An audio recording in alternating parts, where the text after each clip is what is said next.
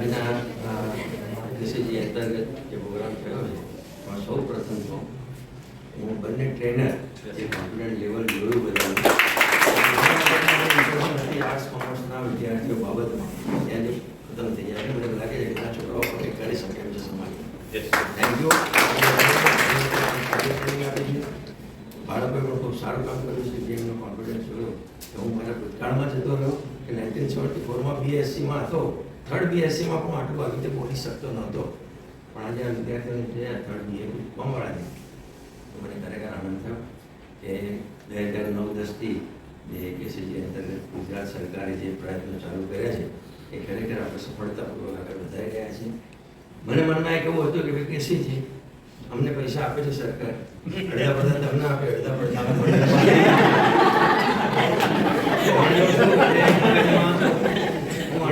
મગજમાં ક્યાંથી પૈસા મળે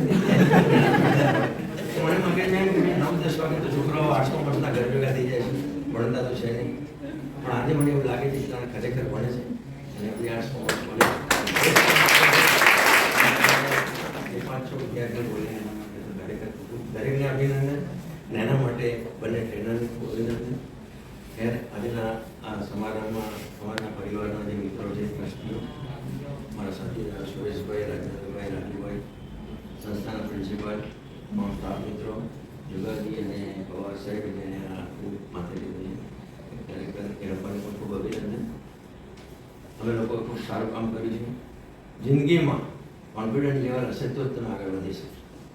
તમારી પાસે બીએ કે બીકોમની ડિગ્રી હશે તો હવે પછીની કોઈ એની વેલ્યુ નથી ડિગ્રી સામે તમારું નોલેજ પણ જોઈશે. નોલેજ માટે તમારે આગળ બધા સેમિનારો તમારે એટેન્ડ કરવા પડશે. ગુજરાત સરકારે કરોડો રૂપિયાનું બજેટ અને કરોડો રૂપિયા અત્યાર સુધીમાં ખર્ચી પણ નાખ્યા છે અને ગાંધીનગરમાં તો ખૂબ એનું મોટું ભવન પણ હશે ક્યાંક વાંચ્યું છે.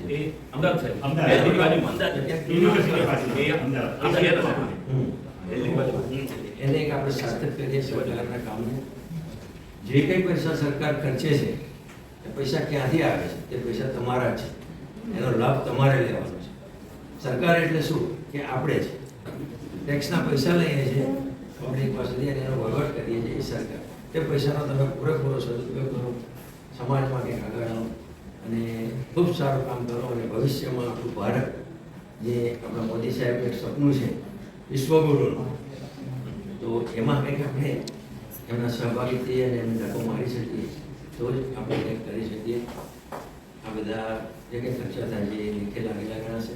ફરી એકવાર હું બંને ટ્રેનર સુજીત સર અને મેડમનું આપણે આ બધાની જે ટ્રેનિંગ આપી છે માટે ખરેખર પહેલાં મને એવું હતું સર, વેરી ફ્રેન્કલી, કે કદાચ તમને પર કલાક કે બરાબર જે કંઈ મળતું હશે તો તમને આવો પૈસા મળે મળે ના શીખવો તો ના શકે, પણ એવું નથી. આજે આપણે સાબિત કરી દીધું છે તમે લોકોએ. બંને ટ્રેનરે ખૂબ સરસ ટ્રેનિંગ આપ્યું છે એટલે હું એમપી પરિવાર તરફથી તમારા લોકોનો ખૂબ ખૂબ આભાર માનું છું અને ખૂબ અભિનંદન આપું છું. ખૂબ વધારે છે અને આવું તમામ વિદ્યાર્થીઓ બોલે, મેં એટલે જ કહ્યું કે કેટલાને મોટું એટલાને બોલવા દો તો ખબર પડે કે કેટલાને આમાં લાભ થાય છે અને ભવિષ્યમાં પણ જ્યારે કરું ત્યારે કેટલાને મોટું એટલાને બોલવા દો. ભલે જે પગ દુષ્ટા છે તો અમારા ત્યારે 1974માં કડી જેસીસનો પ્રમુખ થયો ને ત્યારે હું આમ જ કરતી એટલે મને ગભરાવાની જરૂર નથી કે આ બોલી શકે ને આપણે ના બોલી શકીએ, બધા જ બોલી શકે, પણ એક આપણી સાથે એક મગજની એક આપણી શક્તિ હોવી જોઈએ કે આપણે શું શીખ્યા છે, શેના વિશે આપણે બોલવા ઉભા થયા છે, આપણા મગજમાં હોવું જોઈએ. ઘણી વખત એવું થાય કે આપણે બોલવા ઉભા થયા કેસીજી વિશે બોલવા માંડીએ, આપણે એમપી ટ્રસ્ટ વિશે અમને એમ થાય કે શું બોલે છે અને શું વાત છે આપણે, એવું ના હોવું જોઈએ. ટુ ધી રિલેટેડ સબ્જેક્ટ જે હોય એની સાથે તમે વાત કરી શકો. ભવિષ્યમાં તમે ભવિષ્યનું ભારત છે એમ કહો તો ચાલે, કારણ કે હવે મને 70 વર્ષ તો થયા, 72 વાર 70 વર્ષ